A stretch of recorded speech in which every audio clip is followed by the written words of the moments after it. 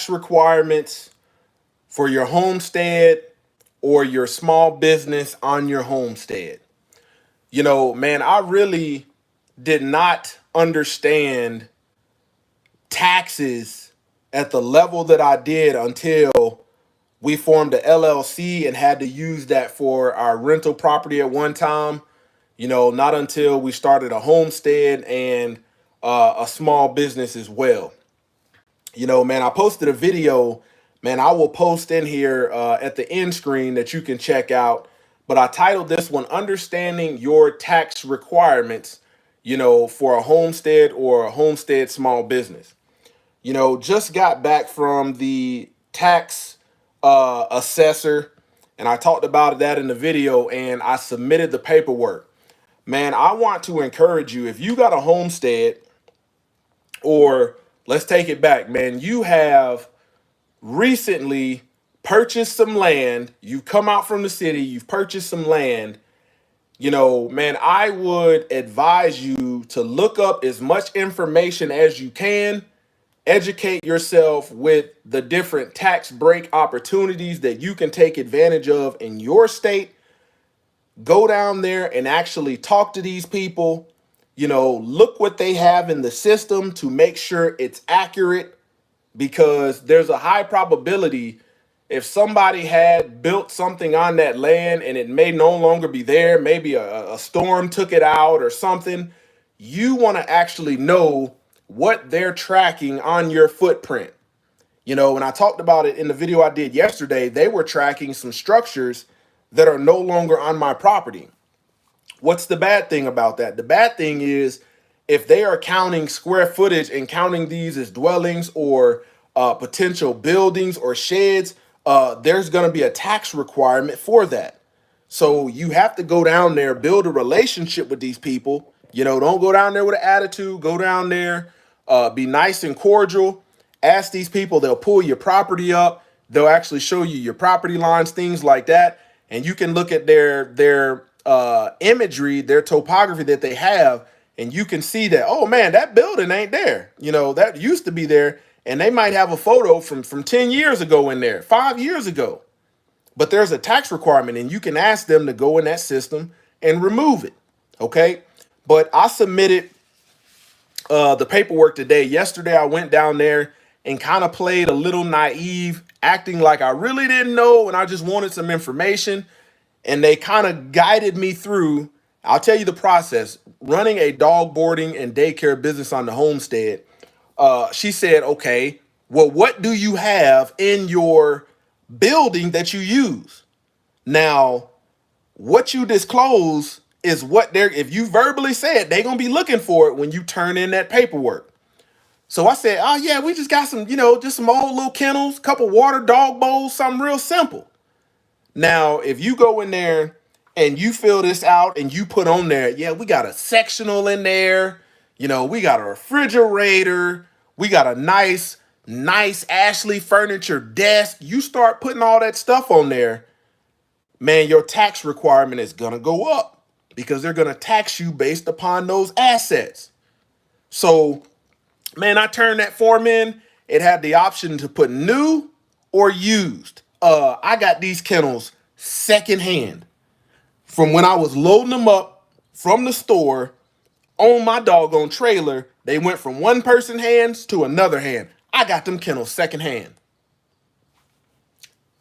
because the more you run up the assets on that property and you tell them what's in that structure, the more money they're going to collect from you at the end of the year.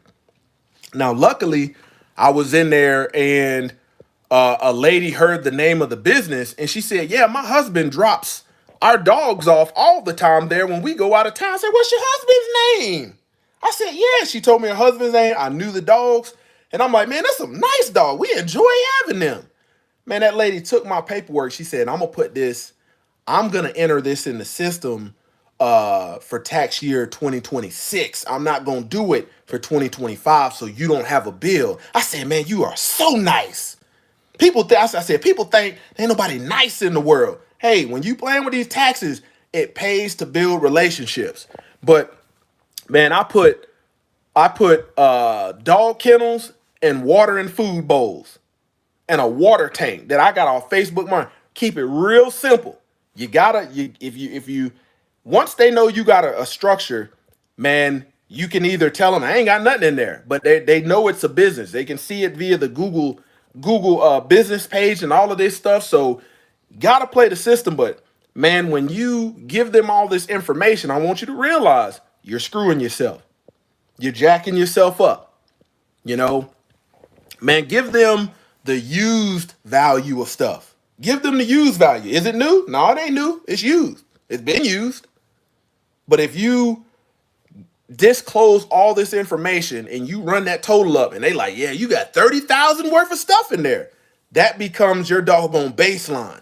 And they basing your taxes, they're going to do a calculation using that number and run it up. And they're going to be like, yeah, you owe us end of the year, man. You owe us $3,700. I got the lady did my calculation. I got my total and I said, I'm good with that. I'm good with that.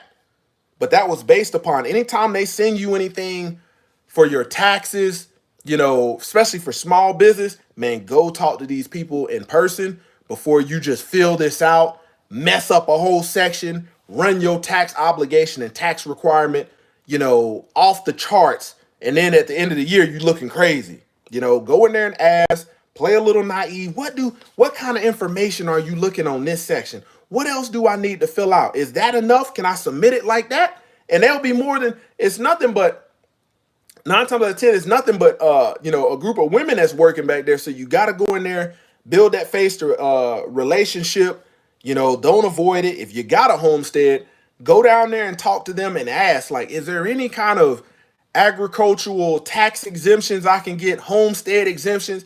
And you be surprised, man. That dude printed off a form, we signed it, and that got me $1,000 tax break off the homestead, you know, and activated that homestead actual homestead status. But go down there and talk to them. You know, a lot of people get jacked up in business because of taxes. You know, if you're doing point to point sales, processing cards, that's gonna generate 9 times out of 10 generate a 1040. But you look at like nail salons and things like that, they like cash machine down, or credit card machine down. It's a reason they're doing that. So you gotta, I'm telling you, do your research. Once you learn this tax system is not as bad as people make it seem. Now, there's certain benefits, but I want you to understand when it comes to tax, their goal is to get money out of you. When it comes to the insurance game, like if you got equipment that you have insured, you want to put the highest cost possible that equipment costs. In the case that you got to file a claim, you can get the most reimbursement. But when it comes to taxes, you don't want to play that way because you're going to owe a whole heck of a lot of money. You know, if anything, I do a lot of charity work. I do a lot of charity work, a lot of work, you know, just helping out the community and people, you know, if they choose to donate something to my household, that's up to them. But if you go down there and tell these people anything, like I got an Ashley sectional in there, and man, that cost me $2,200. It's leather and got all these features. They're gonna be adding this stuff to the list if you let them fill it out.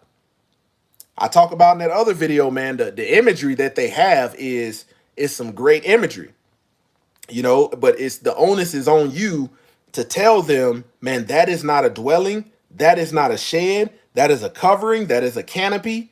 You know, you got to tell them what it is, because if they guess, they're going to use guesstimations, and they guesstimations ain't nowhere near right.